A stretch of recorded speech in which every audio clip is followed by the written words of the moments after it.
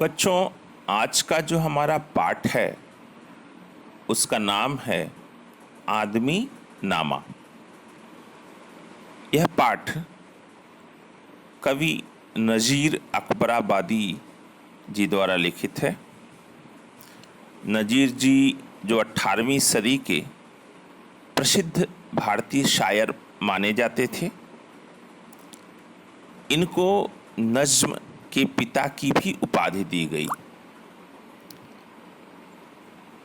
नज़ीर जी की खूबी यह रही कि इन्होंने समाज की हर छोटी बड़ी चीज को अपनी कविता में बड़ी ही सरलता से पेश किया है और उनकी इसी खूबी को व्यक्त करती यह कविता आदमी नामा है।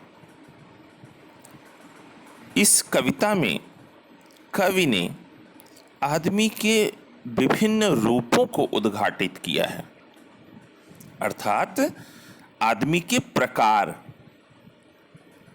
और कवि के अनुसार इस संसार में हर तरह के आदमी बसे हुए हैं, अच्छे भी और खराब भी। तो आइए कविता का अर्थ देखते हैं। दुनिया में बादशाह है सो है वह भी आदमी, और मुफलिस ओ गदा है सो है वो भी आदमी। जरदार बेनवा है सो है वो भी आदमी, नियमत जो खा रहा है सो है वो भी आदमी। टुकड़े चबा रहा है सो है वो भी आदमी।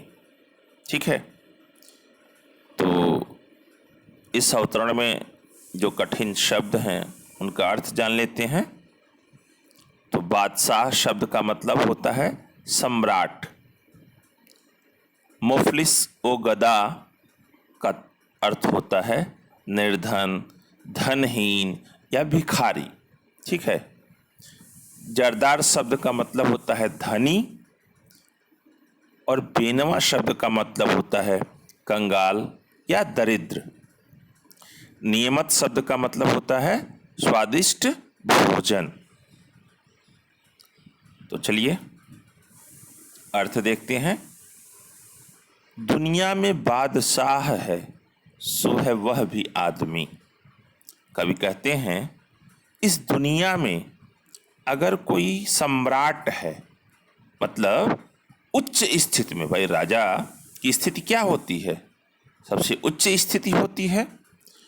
तो यदि कोई उच्च स्थिति में है तो वह भी कोई आदमी ही है। और फिर कहते हैं और मुफलिस ओ गदा है सो वो है आदमी। और यदि कोई मुफलिस ओ गदा, अभी मैंने अर्थ बताया, निर्धन, धनहीन या भिखारी। तो यदि कोई निर्धन, धनहीन या भिखारी है तो वह भी कोई आदमी ही है।